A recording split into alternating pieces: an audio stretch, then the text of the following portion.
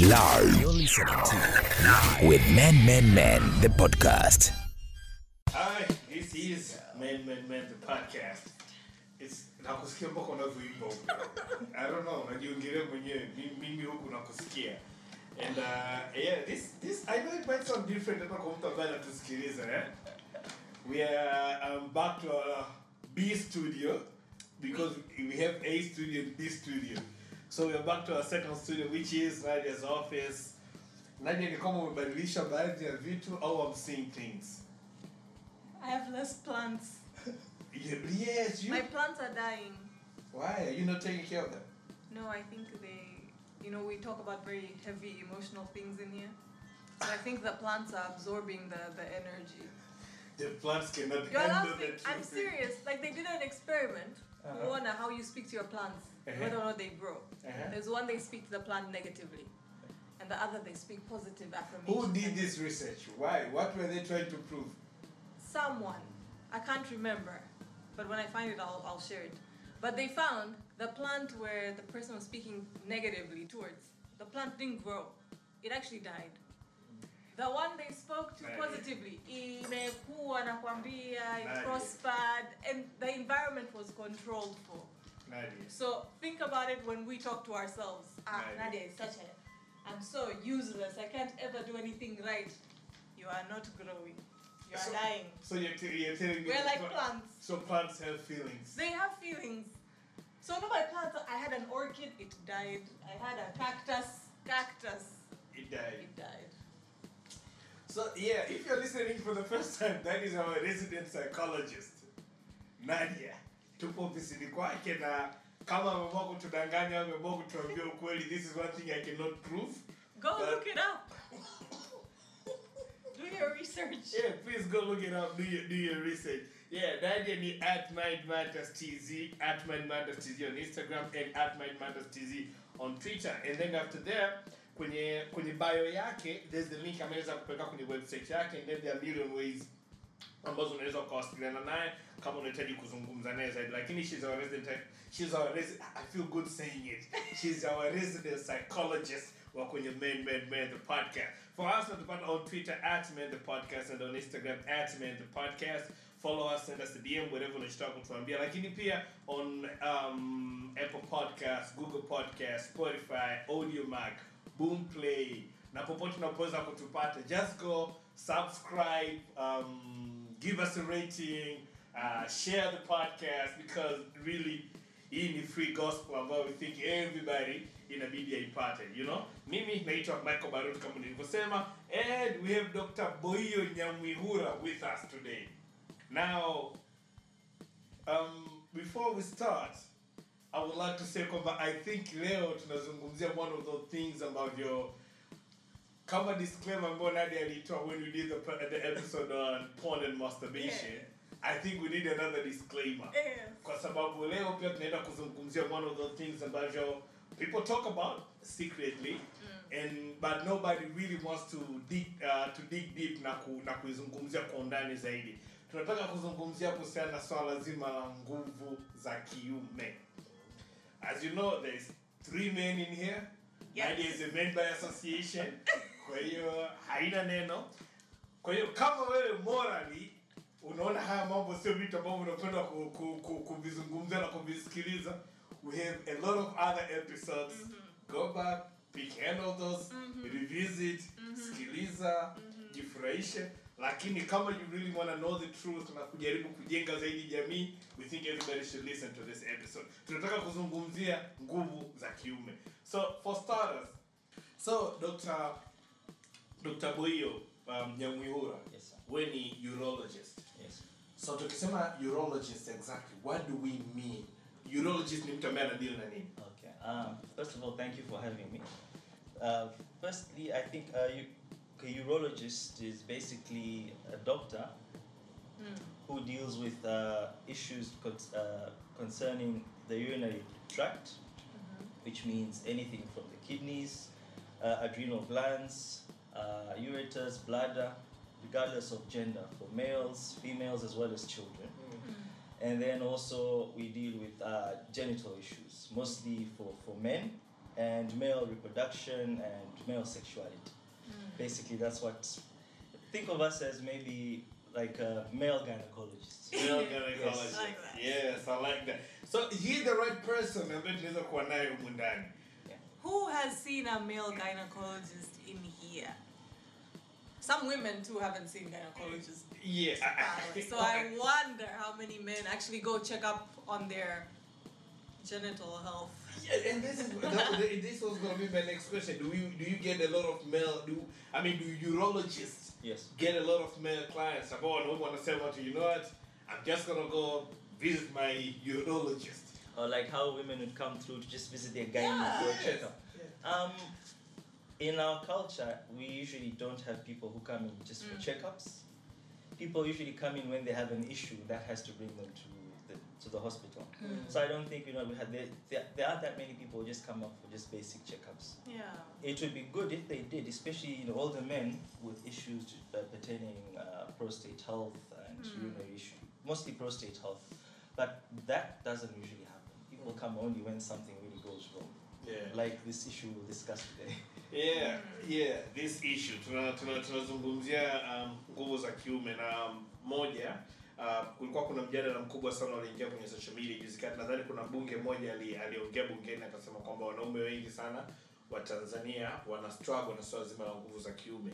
So kwenye social media ilibuka issue kubwa toka kuna research gani zilizopo na nini na vitu kama hivyo.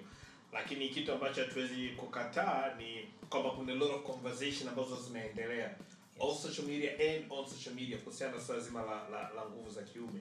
So nikijaribu just to kuweka tu understanding, tunapozungumzia nguvu za kiume, what do we mean?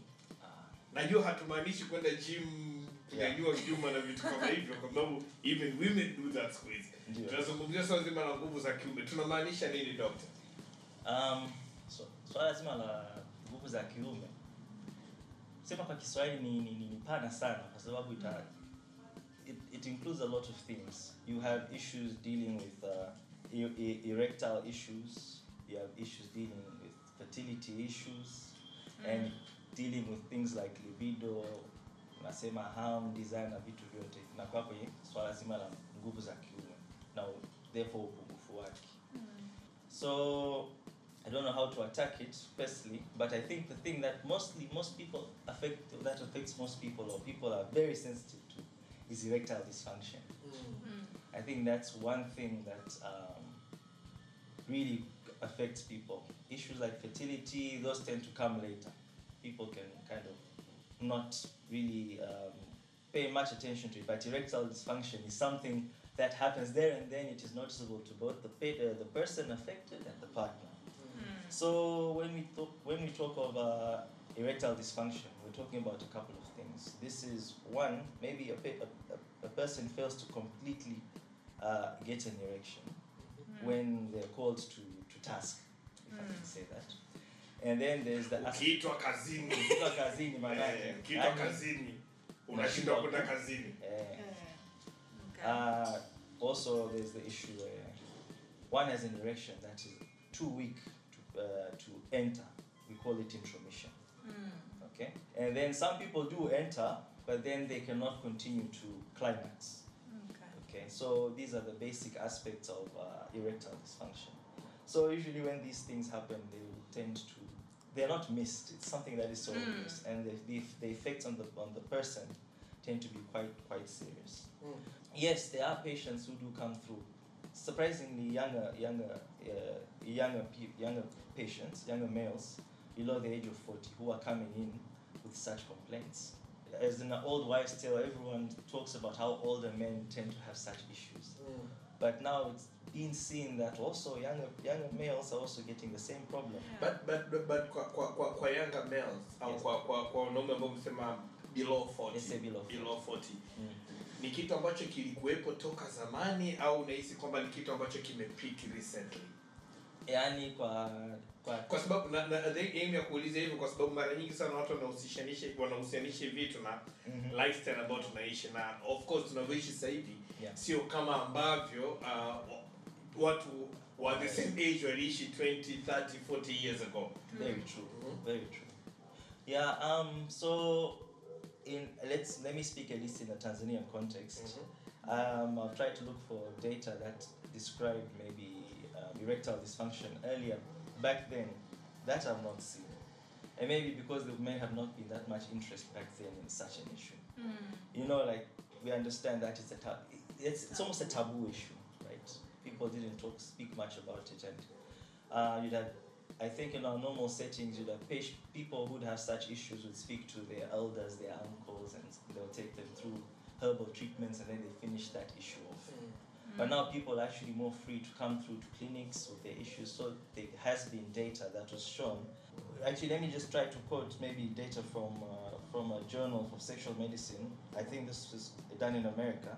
That quoted 1 in 4 males below the age of 40 at some point will experience erectile dysfunction. 1 in 4. 1 in 4. So that's about 25%. Will experience some form of erectile dysfunction. So the issue is, it could be transient or it could be something that starts and progresses.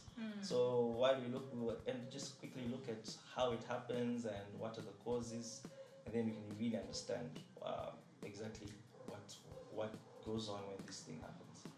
And I don't know, it has been easy to dwell on things like erectile dysfunction. Like I said, it's something that is so obvious, and it's something that will definitely bring someone over to a healthcare center. Yeah. Nadia, I mean, have you ever mentally kutana na watu ambao wanakuja na kuambia one of the struggles that they're having is nguvu za kiume?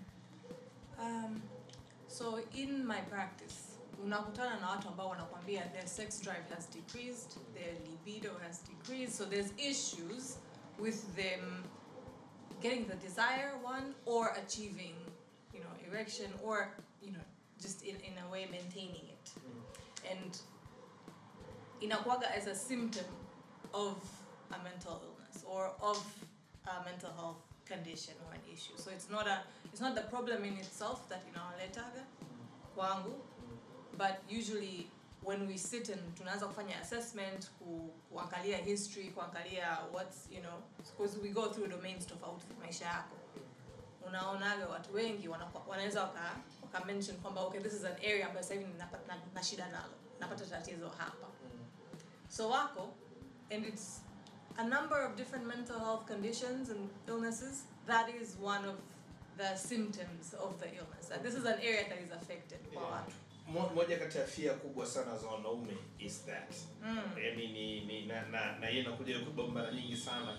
Sijui kama inahusiana swala zima toxic masculinity au nature au nini, I don't know, lakini wanaume wengi tunasema kwamba kipimo chetu cha wanaume kinaendana sana uwezo wa nguvu za kiume. Kwamba ninyang'anye kila kitu but at least niachie hiyo. Niachie. It's the truth, maana this thing they tend to waga vinaleta discussion nyingi sana tunapoibuliwa kwa sababu inagusa part muhimu sana ya mwanaume. Lakini maybe if we take it, we go a little bit tukirudi nyuma kidogo, ni vitu gani ambavyo vinaweza vikasababisha upungufu wa nguvu za kiume katika context ambayo umeelezea wewe daktari kitaalamu zaidi? Yeah, like a medical, organically. So I won't touch much on the psychological, psychogenic, because that's usually a lot of patients do present with, it's mostly psychogenic. And I wanted to ask that, what is the ratio that you see? Because kama ulivyosema, a lot of the time if the people hawaja pick up on other mental health issues, na kwanza mpaka mtu aanze kufikiria mambo ya mental health, huyo ni someone who listens to the podcast and is open to exploring it. It's extremely taboo. I think even more taboo than speaking about our genital health. I wouldn't be surprised that people, if let's say have a mental health condition that is now affecting their ability to achieve an erection or causes erectile dysfunction or affects nguvu zao za kiume, hawatakuja kwanza kwa psychologist if they don't pick up kwamba there's other areas of issues. Wataangalia to that physical manifestation, alafu tatafuta sasa suluhisho for that. And that's why I want to see from you, like what ratio gani? Maana it is, as you say, very psychogenic. Yeah, I mean... Okay, psychogenic is, what is psychogenic? It has a psychological cause. Like she said, there could be a mental condition or mental, psychological or psychiatric condition Yes. that affects this person. Over 50% have some psychological or psychogenic issue that brings them to erectile dysfunction.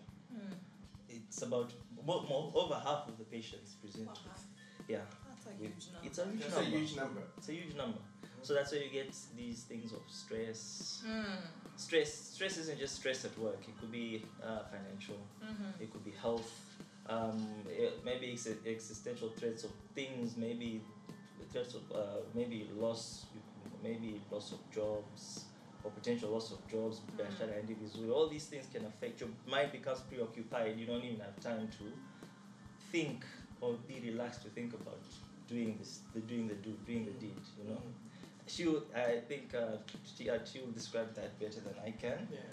But then there's the organic aspect of things. Okay, the organic, basically, we're talking about the body, the physical aspect of the being. So, if you've ever heard of the word impotence, it's the English word they like to use. It's a mnemonic. If it's impotence, you have about 10 letters. Okay, so the first letter of each of those conditions that may lead to erectile dysfunction just come to form that word impotence. And most people know the word impotent. They hear someone is impotent. We are smamish, you know? Yeah, that's what basically comes to mind. So when we come to the causes, we have what we call in impotence, we have IMPOTENCE. Okay? So these are basically, I'll start with the organic. So we have inflammatory causes. Maybe someone has an inflammation or infection, maybe from an STI that's untreated. It can cause that. People, rubber up. Yes. Rubber up. Always wear rubber. It Go can on. cause inflammation. You have Kiume prostatitis. Okay.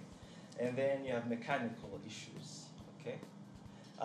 You have people who've undergone maybe there's some disorders that may come to the structure of the penis that may cause problems with The structure of the penis. Yes.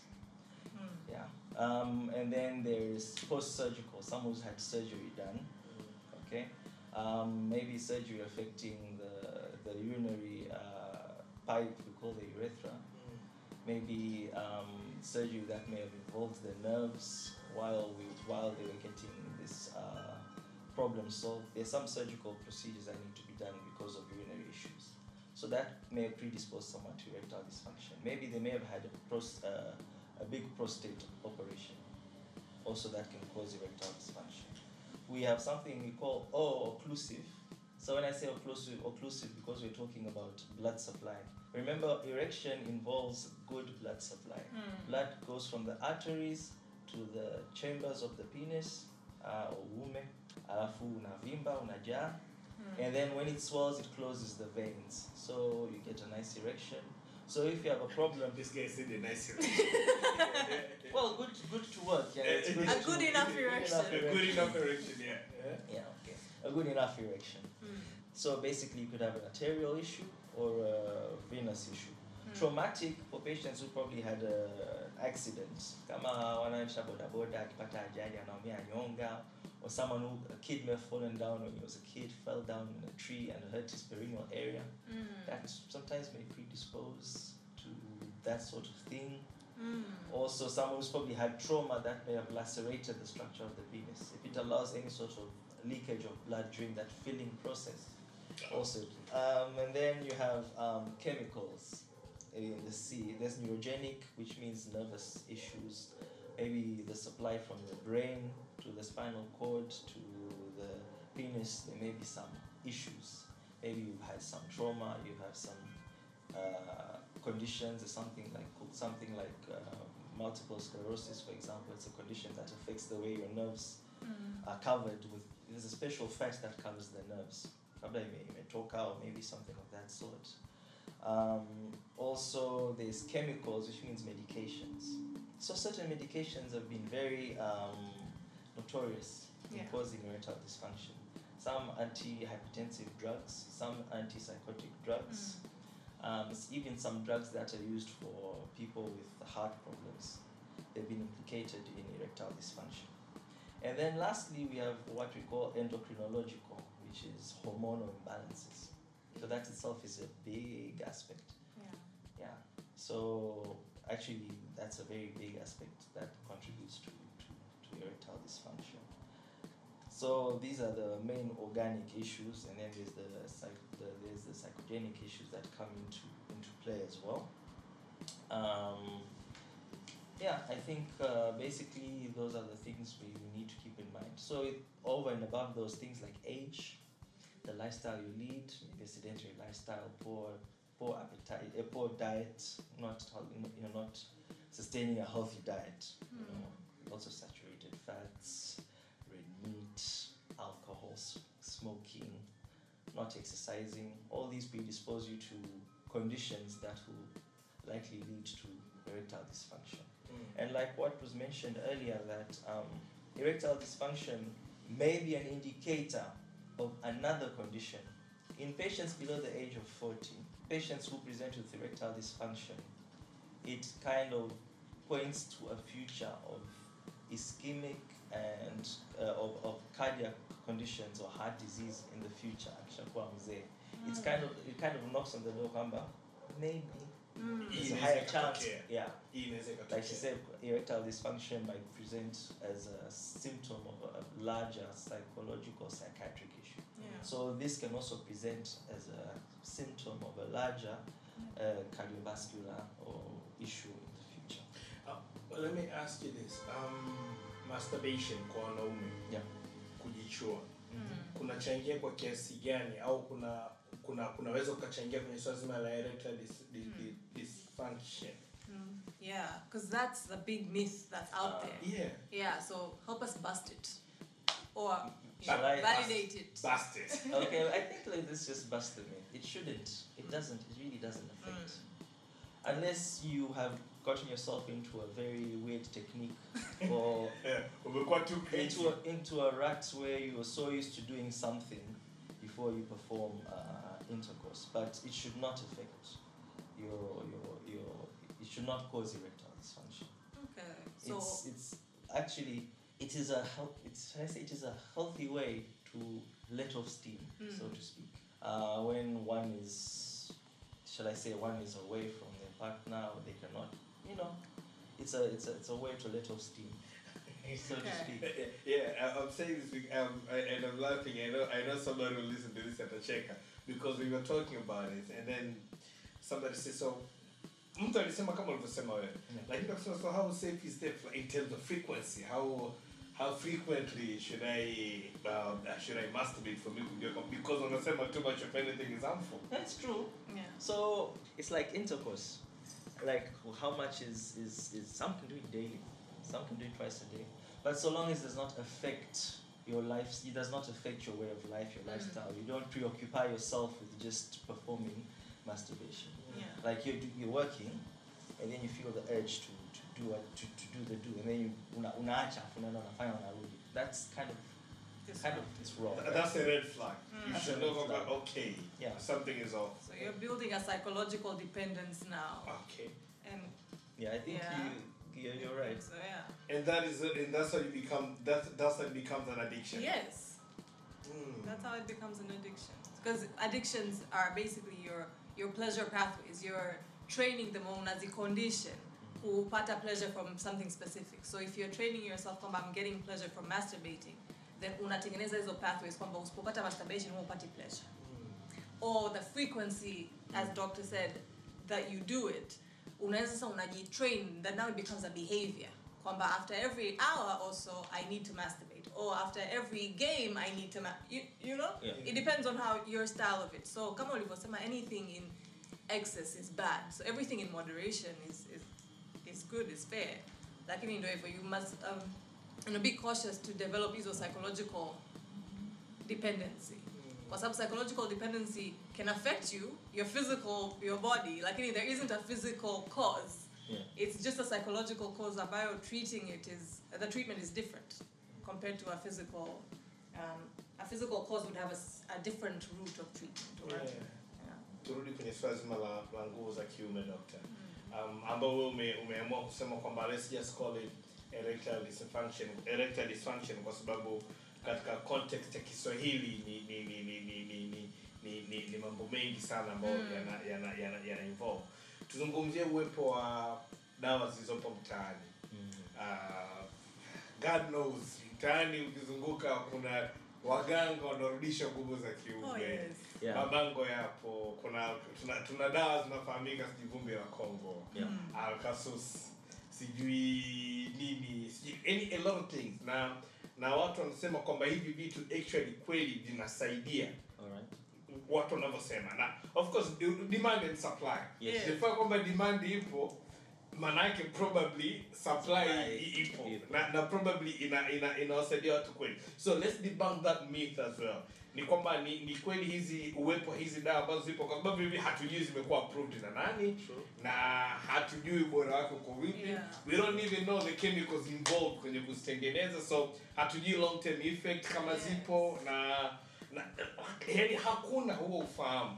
Na how true is it kuhusiana na efficiency yao na utendaji wa kazi wa hizo dawa? Mechanism of action. Mechanism of action. Yeah. Yani dawa ni nyingi. Yeah. Nadia, unazijua? Sijui zote. Umeshazisikia? Nadia, tumezisikia wewe ni zipi? Hizo zitaja tu. Vumbi la Congo, sio Kasusi, sijui Kasusi sasa Viagra kwa watu wa nje. I can vouch The for medically I approved. can vouch. Yeah. But the alternative things, there's Kasusi. I don't know what goes into it, but it's a herbal mix like tea. Nadhani naona kuna watu wanapita na chupa na vile disposable cups zile za paper cups wanazipitisha mtaani wanamiminia watu. Kuna Vumbi la Congo. I've never seen it myself, but I've heard stories about it. Basically, I think the mechanism it numbs it allows someone to prolong intercourse. So it's not so much involved with erectile dysfunction, more so with maybe premature ejaculation, which is another aspect also. Kuna some herbal mixtures, kuna Wamasai wanapitisha pia miti kama roots. Yeah. I'm not sure about the name, but they do offer those as well. I don't know how efficient those are. The other traditional, maybe ethnic or culture specific remedies that are there also, which may work well according to the description or the experiences given by people.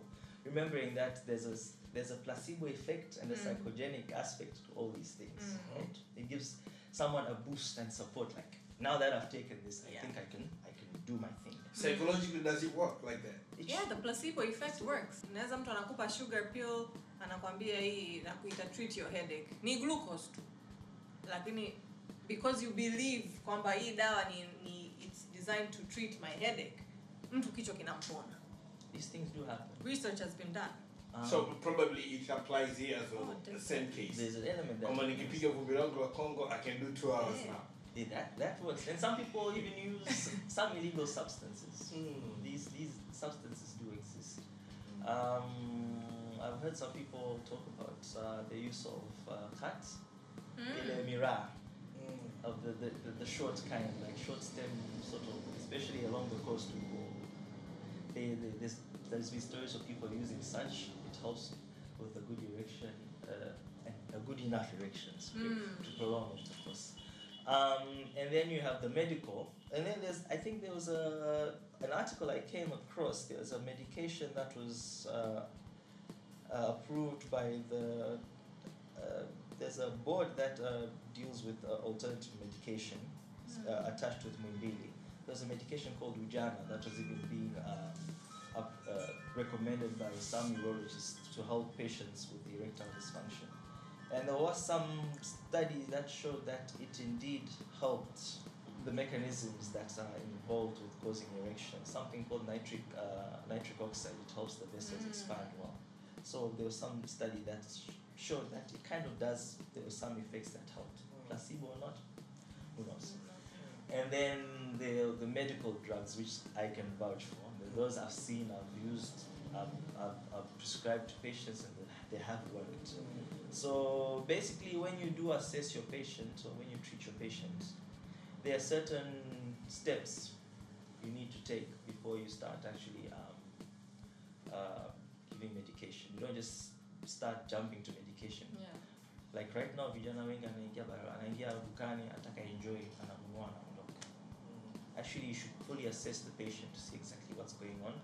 Firstly, you can start with if you try to find the history of the patient. Is it a new onset thing? Is it caused when they're with a certain partner but not with another? Like say, with partner A, You're good. you're good. Partner B, it's an issue. Why is that? Maybe there's some The relationship issues with partner B. This is where you come in. That's where she comes in. And then there's some techniques, I'm sure, that you devise to help patients with like sex therapy or some behavioral treatment mechanisms after having ruled out any organic causes. Yeah. But if those don't work out, then we can start moving to medications. Which medications we do have the types you have, the Viagra's. It's called sildenafil. Actually, that's the official name. It has a specific dose. The tadalafil. It has a specific dose. Yes. So kwamba mtu unachukua tu unajinywea unavyotaka. It has a dose. Okay. So there's tadalafil, and there are other groups of drugs. There are injectable drugs also. If those don't work, the injectable drugs to the penis that also help. There's pellets you can put in the urethra also to help with erections. And if those fail, there's options of, again, having assessed the patient, surgical procedures that can help if there's any vein issues, venous or arterial issues that need to be fixed. Not commonly done here, but such things do exist if the medication doesn't work, and if psychological interventions do not work. And then lastly, if that fails, there's the option of implants. Penile implants do exist in patients who need them, and it's indicated. They do exist, but currently I don't think we're performing these procedures in the country.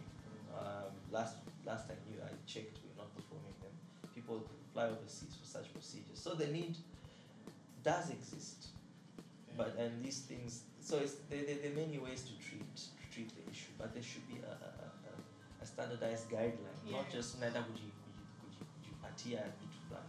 Okay, if you're taking something that helps the placebo thing, I understand it's psychological, but then it's best to come to professionals to see and actually tell you exactly what's going on. Na urologist wengi ni wanaume au wapo urologist wa kike? So currently, urologists, I think, actually, I would say 97% of them are male in Tanzania currently. There are female urologists coming up as well. One of my colleagues, we cleared together. Also, she's currently at Mbili, female urologist. Remember, in urology, we also deal with issues to do with urinary system. So that's in all genders. There's some women who have urinary issues who might not be so comfortable coming to a man. So a female urologist is there. There are others coming up as well. Nadia, I want to bring it back to relationship dynamics. They can also play a part kwenye hichi kitu. Kama doctor aliongea kwamba you might find somebody else who can make it work with this person, but clearly not being able to make it work with the other person. How does that come into play? Well, inategemea sasa na dynamic your relationship. You know, and hapo yenye it's a whole thorough assessment on its own. Kuangalia what is your relationship like, when did the relationship start? Yani mahusiano yenu yakoje? Kwa sababu let's say you're with a partner ambaye yani kila saa is maybe challenging your masculinity in a way. This woman is highly independent, probably makes more than you, knows it, shoves it in your face. You cannot handle it. And that's like the craziest scenario that I'm talking about. And now you're feeling inadequate in their presence.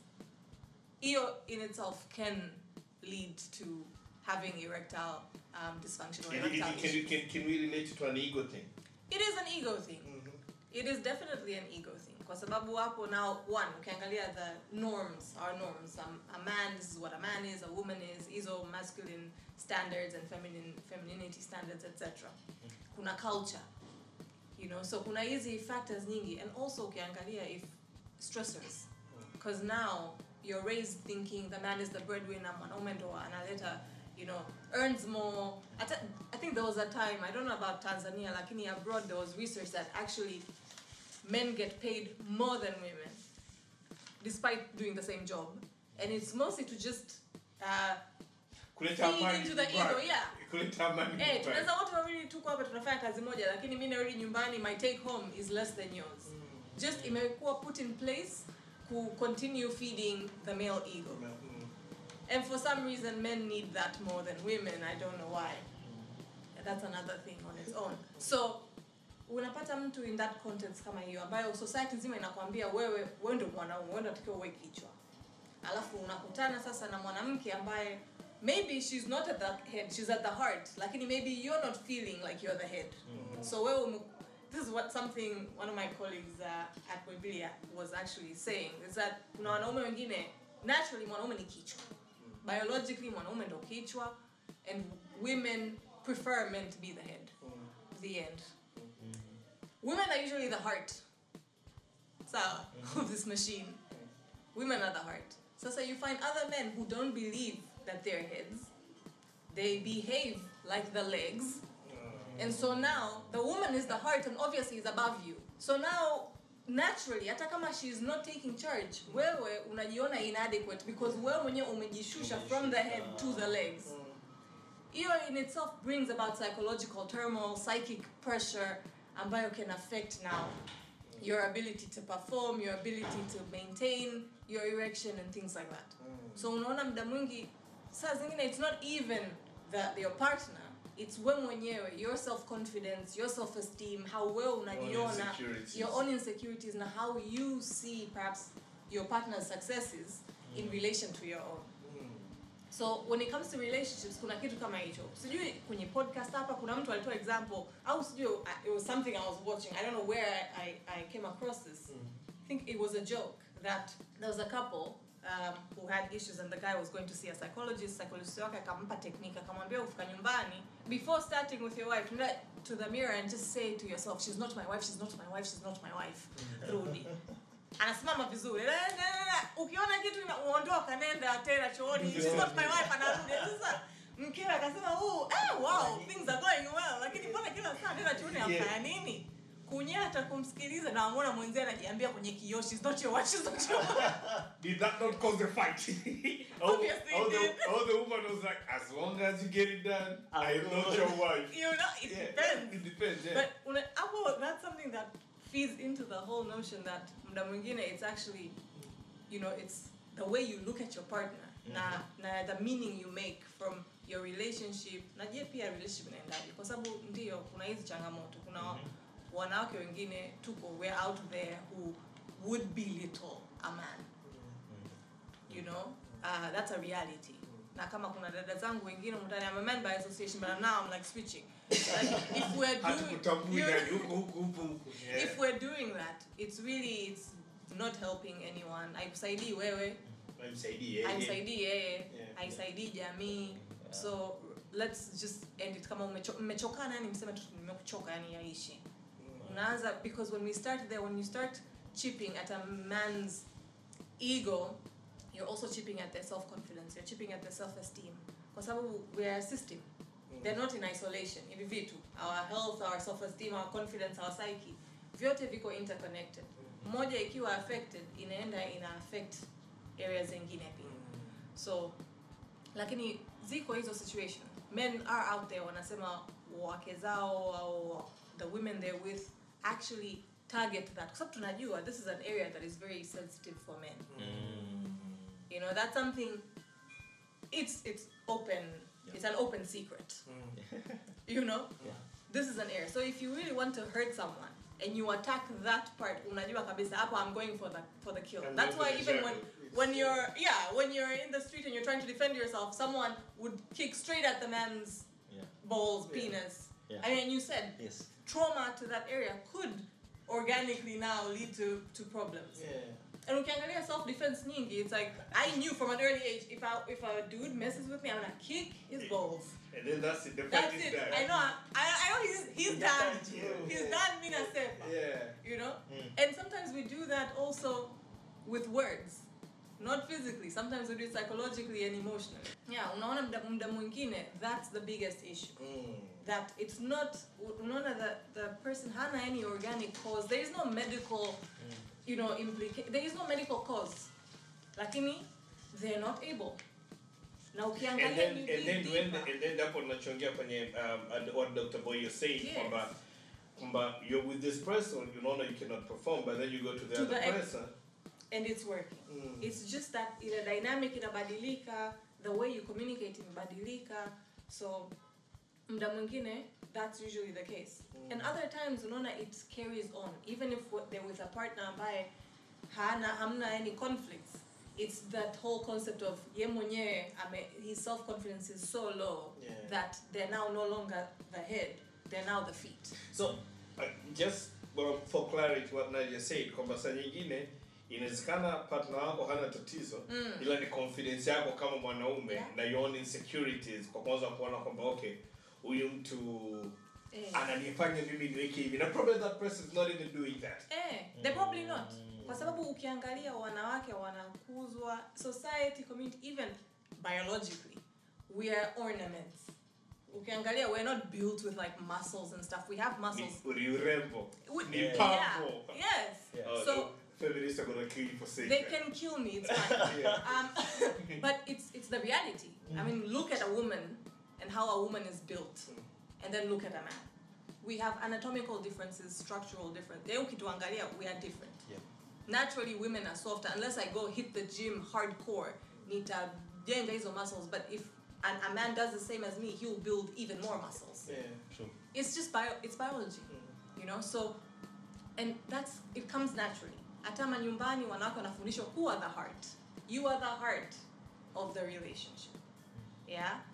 Also, yes, there are roles, leadership roles that we're great at, and the heart. I mean, think of the heart. Yes. It is a leader. And if the heart stops pumping, you're dead. Yeah. The brain thinks and uses logic and looks at all the problems, of all the difficult stuff the head does.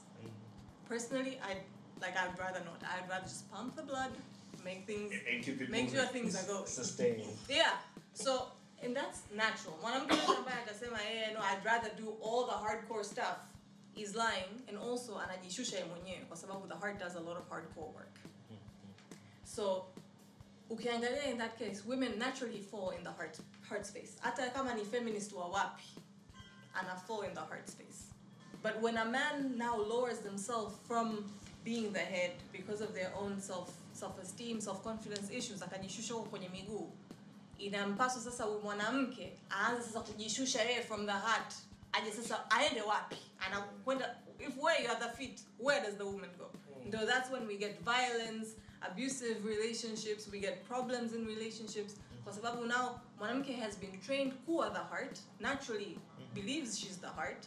Lakini now because of the partner they're with, anaona Mungu wangu, huyu anatakiwa awe hapa kwenye kichwa. Sasa yeye he's below me. Where do I go so that he remains being on top? So now no one is the heart, no one is the head. Mko miguu na huyu mwingine anakuwa carpet.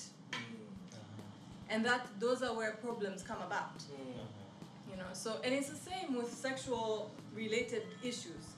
Ni kwamba confidence level, how you think about yourself, your self-image, your self-esteem plays a big role. Na hata sikuambia mtu hata kama mwanamke anakuja na kubelittle, but your self-confidence is good. And you will not bother you. Chances are you'll stand your ground, you'll have your boundaries, utamwambia wewe mwanamke atufaa. We're not good for each other.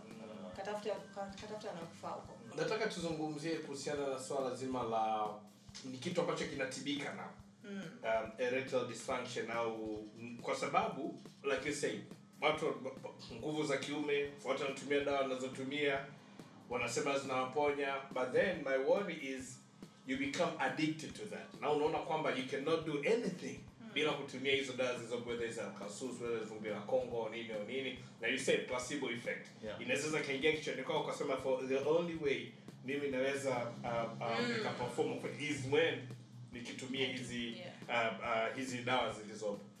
Je, ni kitu ambacho kinatibika? Yes. So the situation you've described earlier, you just described of kama nikitumia hii ndo nitaweza kufanya kazi. Inawezekana ipo. That situation does occur. But in some situations where someone has started using maybe a Kasusi, they had 2 or 3 or 4 episodes where everything went well, maybe they've actually built up their confidence again. They can actually drop it off and continue as it is. Without, like I said, these things are transient. Maybe they're going through a bad patch in their relationship. Maybe they're going through some ego issues, some esteem issues that were transient. And once that's resolved, you might find the function does return after that. That works. That happens.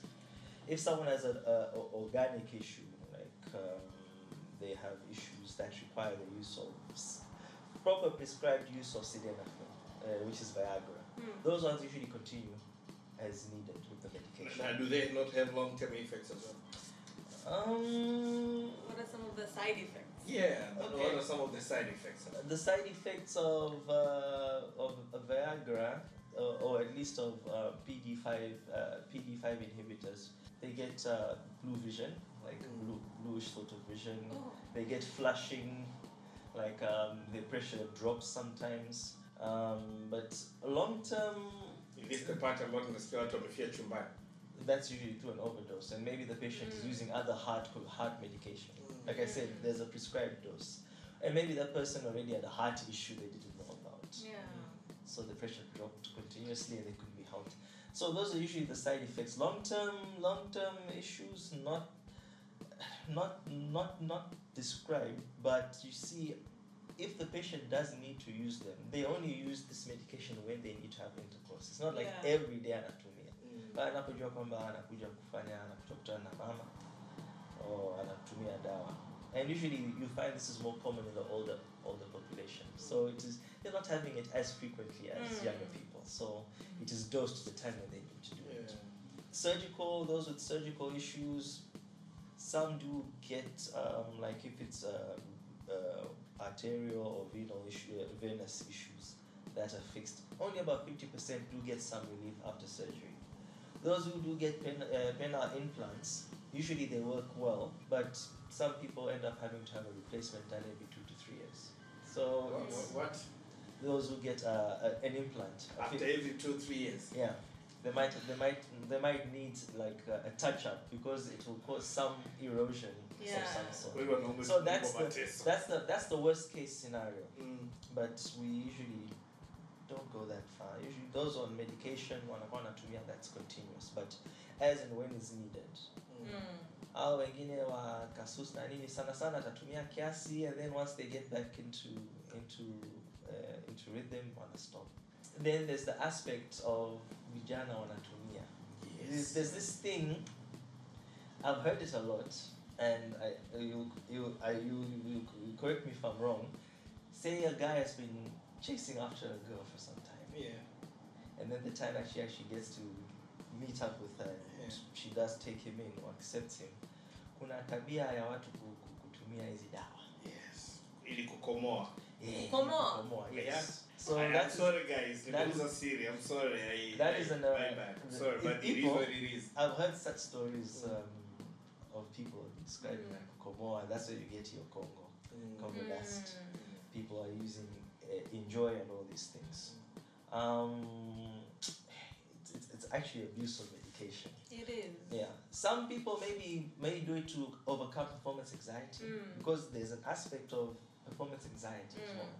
Maybe this may have stemmed from failure to erect because of performance anxiety, previous history of premature ejaculation. That's also is another aspect. So probably they want to overcome that. Because you get an issue where someone has gone for their first round of kwanza. there's something called the refractory period. After you've gone through the sexual response, the cycle, you climax, till you get ready for the second round. Usually there's a thing called the refractory period where further stimulation does not cause an erection. Some people it even causes irritation. So some people tend And it's normal. It's normal. So if you go through that, you don't have to feel no, it's fine. Something is wrong. There's something called the refractory period. After you have intercourse, when you climax, everything calms down. There's release of oxytocin in the body.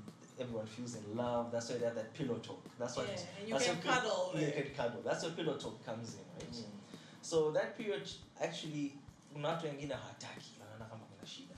And that's manuel tayari kwa round ya pili. Especially if it's an issue of premature ejaculation. He's come first. She hasn't reached. Amemacha kwenye mataa, amaja kisha mwisho already. He feels the pressure ya kurudi mara ya pili. But they should actually respect that there is a refractory period. So people tend to abuse these drugs because they tend to reduce that period, that refractory period. There's that aspect. Let's talk about a little bit about premature ejaculation. What is that? So premature ejaculation, I want to break a few myths. So yes, please. Please. Premature ejaculation is basically a condition where a man and his partner engage in a intromission or penile vaginal intercourse specifically. So there's what they call there's a latency time where from the point where you perform intromission, which is you get in, there's the hip movement, thrusting, etc. So consensus between 1 and 2 minutes of inserted intercourse resulting in ejaculation that causes dissatisfaction in the male and the female. So that usually is defined as premature ejaculation. So now it depends. A normal latency time is between, try guess how many minutes it's supposed to be. Like how long it's supposed to pump for. Like how many minutes do you think it would be? Now, what do people say? What have you read? So that's because I just want to bust a myth now because so let's especially from guys. Let's talk about it now. Ukisoma and I've read enough about it. Wanasema the whole thing from when you start preparing each other, mpaka you do the deed, kila kitu wanaume kumaliza, it takes about between the whole thing. It takes about 5 minutes to 10 minutes. The whole thing. That is the whole process. Okay. You know? So you would say it might take up to a minute, 2 to 5. Okay. What's your take? I would, from literature read and what you've come across. to be honest, I haven't done much reading. But if I could make a guess, I would say 3, just because I'm like, Michael kasema 1 to sijui 5. So you wanna be in the middle. So so you are right. We're talking about 3 to 7 minutes. Up to that's 3 to 7 minutes. I think that would be the 95% confidence interval. Now you have outliers. So you have some up to 11. So they said women, according to studies done, showed anything shorter than 3, and anything shorter than 3 is considered. It's a bit on the lower side. It's a no. More than 15 also is considered tunatesana. It's too much. You know? So people need to understand that. So 3 to 7 up to 10 is respectable. Asa stories of vijiwe tumekaa nusu saa bana. Yaani piga nusu saa. That's kwa kweli ni I don't know. Si ujui kama ni kweli. But you know egos, guys, the masculinity issue, toxic masculinity. And also I think another thing ambacho watu wengi wanafanya waongea mambo is when you watch porn and you know people go for an hour, it's 45 edited. minutes. That is but that is one thing people do not want to Porn is edited. It's not real. Those people are performers. They are actually it's like you're trying to compete with Bolt to pick 100 meters. He's a professional. He does that all the time. You cannot match with him because they're professional. That appear with those porn actors. They're actors. That's probably also not their reality. Exactly. Yes. but they're performing. They're showing you an ideal. It's not what's there in reality. Yeah. But then katika age about we are glorifying porn, because now tuko katika era about you see porn, you go on social media, 2-3 tweets, there's the porn, or there's the porn content, or there's somebody anaongea kitu ambayo it's very suggestive, or what. And watoto wanaanza kuangalia at what age? Watoto wanaanza kuangalia. That's why they learn about sex. Yeah, that's how they learn about sex. That's one. And two, from a man's perspective now, you start to see things, na unaona watu wanavyoongea, and all those kind of stuff. And then I think subconsciously, inaingia kichwani. Those things also come in performance anxiety. Yes. If you've never spoken to an elder, or you've never seen a norm, in our culture, we do not. Different cultures, you get people of different wanaenda kwenye, like, to the river to kuoga kijijini. So you kind of get an idea of okay, that looks normal. So in our settings right now, we don't have that sort of exposure. So the first time someone either attains puberty or sees someone who's supposed to be an adult who is fully naked is in porn. You get? Yeah. So you get kind of the wrong idea of what you're supposed to have. Yeah. Most people are adequately equipped, okay? And they're performing as is required by nature. Right? But because of what exposure we have, we're being fed ideals. Yeah. If you move into your social media, your feeds, it's always telling you what you should have, not what you have, or Yeah. So it's sad, but premature ejaculation is a big aspect. Yeah. So you have premature ejaculation, then you have late. There's late ejaculation and anorgasmia, failure to climax. All those are conditions. All those are conditions. And Nguvu za Kiume, like I said, it's a very wide thing. Kwa sababu hiyo kama unashindwa ku-ejaculate, manake huwezi ku-impregnate mtu, you cannot ejaculate your seed. Yeah. That becomes a problem. You have a frustrated partner who feels he's not satisfying you. It brings disharmony once again, and you can return to erectile dysfunction. Yep. It can start with... It's a cycle. It's a cycle. Fellas, this episode is strictly for you. Yeah. And I'm glad we're having this conversation because even I am learning now. And najaribu kufikiria maongezi ambayo tunakuaga nayo kama washikaji about it. Of course, kwenye maongezi ya washikaji kila mtu ni bingwa. You know? Kwenye maongezi wanaume, everyone is the same. Yeah, everyone is the same boat. Yani kila mtu anaweza kukimbia 100 meters in 2 seconds or whatever. Yeah. Whatever record ambayo boat ameweka. Lakini we don't really talk about the vitu kwa sababu moja, there's no understanding. Lakini pili, there's that social pressure that comes with being a man, kwamba tayari you're expected kwamba hivi vitu we unavimudu. Ambavyo mimi nadhani na unapokutana na challenges or when you feel like huwezi kumit kwenye ile standard ambayo imewekwa, then it leads into a lot of other mental health issues. Nadia, now that tumeongea na doctor na ametuambia causes na nini na vitu kama hivyo, what do you think are some of the psychological effects that might come with a person not being able to deal with these issues? Okay. But it's kind of like the chicken and the egg situation mda mwingine. Kwa sababu ukiangalia people with, let's say, depression or anxiety, specifically these two, I would like to highlight them. Zinapelekea matatizo with nguvu za kiume or whatever, erectile dysfunctions and things like that. Lakini other times pia, people who are having difficulties with their genital health, with their penis health, inaweza ikaenda ikapelekea sasa magonjwa ya akili. So let's say you have an organic condition.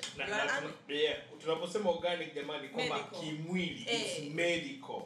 Yeah, so unakuta wengine they have that organic condition ambayo kuna medical cause na kuna medical treatment. Lakini obviously treatment yoyote haito leo unakunywa unameza dawa ugonjwa umepotea. Doesn't happen. It takes a while. Si ndio? And also wengi wetu mpaka tufike muda ambao tumeenda kwa daktari imeshakuwa like period of time imepita. Mpaka unaona okay, nimeshajaribu kina Kasusi, kina nani, kina wote nimewatry, sijapata sijapata nafuu yoyote, ndo anaishia kwa daktari. last resort. It's the same with the psychiatry side. Watu wanajaribu kila kitu under the sun, kuanzia shehe mpaka mganga mpaka sijui nani. Wakishaona wameshindwa kabisa, wameexhaust list, wanaishia kwa mtaalamu. Wakati wangeanza kwa mtaalamu wangepunguza distress, yani distress kubwa tu. So it's the same on this side. Kwamba because they take a long period to actually kwenda kwa mtaalamu ambaye go to a urologist ambaye yani is an expert in treating what you're going through. Lakini tunaanza kujaribu huko vumbi la wapi, la Congo, pweza sijui nani, and nothing is working.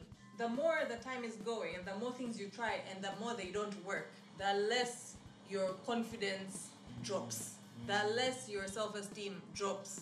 Kwa sababu ndani ya muda wote kumbuka bado labda uko ndani ya mahusiano, bado unahitaji kuperform, au bado una hizo desire, lakini now you cannot satisfy your own desire because physically you cannot achieve it. Hiyo yote inaenda in a chip. If you're talking about chipping at your psychological wall or your psyche or your ego, hivi vitu vyote vinapelekea vinagonga tu pale. So now imagine by the time unapata hiyo help, you already now starting to develop kama ni depression. Now you're feeling low about yourself, your thoughts are going dark and negative. Nitaweza kweli mimi? Will I ever have children if you are unable to ejaculate? Nitaweza kuwa na partner, mwanamke yote atakuwa na mimi? Kwa sababu again it's an important part of partnership, having sex. Disclaimer. But unajua, you have now these thoughts. So by the time you get to a point where you're now seeking help, you've either developed now a mental health condition, or umeanza na mental health condition ambayo imeanza ku affect your genital health, so ndio maana nasema it's like chicken and egg. Vinaingiliana, muda mwingine vinakuwa comorbid, vina act pamoja, kwamba you have a medical condition but you also have a psychological condition that now exacerbate your medical issue. Lakini shida ndo hiyo. Yani sisi tumemweka expert mwisho kabisa wa mstari. Tunaanza kwanza na mambo yetu tunayoyajua wenyewe, yani self remedies, stories za mtaani, vumbi hizi za wapi hatujui, ambayo la Congo. Unasema za wapi? Mimi sijawahi kusikia kwingine kokote. Mimi nasikia vumbi la Congo. Haya mavumbi ya Congo ambayo there is no research done on it. Hatujui impact yake short term, long term. Hatujui inaweza kukuaffect wewe mwenyewe in other areas of your life vipi, maana kila kitu ni dawa na ni sumu. Yes. So at least hizi za medically prescribed ambazo zimekuwa research, zimekuwa validated kwamba ndio hii ni dawa na kuna protocol imekuwa put in place. Tunajua kabisa madhara yake ni 1 2 3, mazuri yake ni 1 2 3. Hii ndio jinsi tunaweza tukakabiliana na madhara. Lakini hizi vumbi za Congo na Kasusi hatujui kitu chochote. Hatujui benefits ziko wapi, tunazi experience, it's experiential. It's not objective. Hatujui consequence ni zipi, kama zipo, kama hazipo. Labda nazo pia tunazipata tu experientially, ambayo hatuwezi kuziquantify, hatuwezi tukaziongelea, hatujui jinsi gani tunakabiliana nazo. And we get to the point tumefika kwa expert now, the condition is either chronic, so now with the psychological treatment it's going to take even longer kwa sababu we are now fighting against a period of time that has passed. Kama ni beliefs zimeshakuwa solidified beliefs, so now having to go and break down your belief ambayo umeijenga throughout this time, haito sessions zaidi ya 6 zinaweza zikachukua na even more. So tukikaa tunafikiria, yani tusichukulie poa. Rather kama unaona mimi sielewi nini inatokea, unaona unahitaji vitu ambavyo labda by your age you should be you should be able to do these things, unaona unapata tabu, instead of kuanza kwanza na haya madawa yetu ya kienyeji haya kwa mtaani, go see a urologist. Get that expert opinion. Kwa sababu pia, and I wanted to ask this, if you guys screen for mental health conditions when you get people in your consultation, kwa sababu wewe utakuwa now the next expert to say, okay, wewe unahitaji kuwa kwangu hapa, inabidi uende psychiatry. Thanks for that. I'm actually glad you brought that up. Kuna changamoto. Afu kwa kweli, niseme kwa kweli, hiyo ni kitu ambacho tunataka tukiangalia sisi upande wa urology kwamba kama kuna tatizo la mfumo wa akili or something, Yeah. it's best to coordinate with psychologists. I think the best to kwanza na psychologist hata kabla ya kupeleka psychiatry, Yeah. just to see what can be done to deal with these patients. That system, from what I've seen in practice, is not exercised. So that is actually a gap. We identify, yes, okay, it's psychological. We counsel up to our level. Yeah. But it's not, we just based on the principles of medical psychology in undergrad, which I know it's not sufficient. It's best to refer such patients. I totally agree that that's a point that we should look into. We need to coordinate also with the psychologists to sort these issues out, especially if we do identify that it's indeed psychogenic. Usually the patients who come they're males and the urologists are males. You should show the data as this and that. Then they do get better. We hope they get better.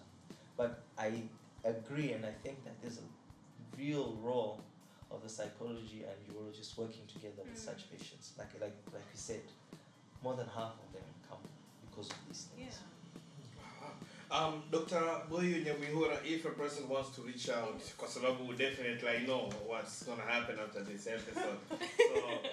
So, how can we reach you? Staki watu wanitafute mimi kwa sababu sitakuwa na majibu. I'd rather wamwone mtaalam kabisa. So how do people reach out to you? Okay. So basically I think I can give out my contacts. Yes. Okay, so my number is 0782 549 759, and my handles, my Twitter handle is @boiosays, which is BOIOSEZ.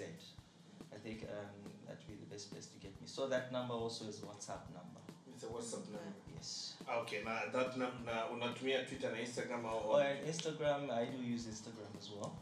So my handle is @talk TALK2B33. So that's @TALK2B33. Those are my handles. Yeah. So if you want to reach out to Doctor, that's that. But then if you want to reach out to Nadia, kumbia psychological help kuhusiana na mambo ni @mindmatterstz on Instagram and then @mindmatterstz on Twitter, and then there's the link kwenye bio yake itakupeleka moja kwa moja kwenye website yake, and then pale utaweza kuzungumza naye kwa kirefu kuhusiana na mambo. Sisi ni @men the podcast on Instagram and @men the podcast on Twitter. Ukinifuata mimi nitakupeleka huku walichosema hawa. Yaani ukija kwangu ukiniuliza, gladly of course nitakuassist, but kama unaweza kusikiliza na umetafuta namna ya kuwapata, I think that's the best way to go about it. Is there anything else you want to add before we close down this session? Well, I just want to advise people with these issues to seek help Fellas. soon. Fellas. Talk to fellas right now. Okay. Basically, I'd like to advise fellas to seek out help as soon as they identify that there's a problem. Ukiona kwamba kuna shida, usikae nayo muda mrefu. Yaani tafuta ushauri kutoka kwa wataalamu. Awe upande wa psychology ama urology. Kote tunaweza tukasaidia, yani najaribu kufanya work together between these two departments to help you get a better outcome. That's my advice, honestly. Nadia, anything? And I would just like to affirm that kwamba kabla hatujajaribu hizi alternative treatments ambazo hazijawa validated, hatujui madhara yake. Ndio kuna mazuri ambayo ndio maana tunazitumia mpaka sasa. Mazuri tunayaona lakini hatujui madhara kwa sababu watu wengi hatuongelei madhara. Muda mwingi tunaongelea mazuri. Yeah, so just for our general health na safety na well-being, tuanze kwanza na mtaalamu. Sijui yani this barrier ilianzia wapi, lakini naomba sisi tuwe the generation ambayo inakuja kuvunja hiyo barrier between healthcare professionals and the general population. Kwa sababu we are here to serve. We're basically public servants. True. Anyone who is in the healthcare profession is a public servant, whether you're in a private practice or in a public practice. Our life is dedicated to making sure that we're all living our best lives. So, kabla hujaanza huko wengine, go. Na kama if you're listening na haujawahi kuenda to get even a checkup, you know, of your genitals, your genital health, I advise kabla issue hazijaanza, hujafika kwenye a stage where una matatizo unahitaji sasa ukamwone daktari, just go for a checkup. Yeah, let's make it normal. Let's normalize checkups. People are dying from prostate cancer because they did not know they had prostate cancer. Things that are treatable if caught mapema. Lakini hatufanyi hivi vitu, tunaishia tunapogundua ni imefika stage ambayo it's uko mwisho. Stage ya kumwachia Mungu. Yeah. Wakati stage za binadamu huku tunakuwa tumeziruka. Tunafika mpaka stage ya kwamba sasa tunamwachia Mungu. Yeah. So it's unnecessary. It's really unnecessary. Treatment is affordable. Kama una NHIF pale, yani NHIF inakubalika kote. Promo. You know, so please. Tuanze, I think that's the biggest thing about self-care ni kwanza kujijali mwenyewe. Na how else unajijali mwenyewe? If you neglect your health, where you don't care about yourself, regardless of what you say. Atakama if I don't care what you do or what you drive or how you dress or where you live or what you eat. If you don't care about your health, you don't care about yourself. And that is our resident psychologist, Nadia Ahmed, signing out. Me and Tomeko Baruti. Thank you guys for listening in. Like I said, subscribe to anywhere on a podcast. Give us a rating, give us a comment. You know, follow us on Twitter and on Instagram. And then, spread the word. Yeah. This is where the conversations are happening. This is Men, the podcast. Men, the podcast.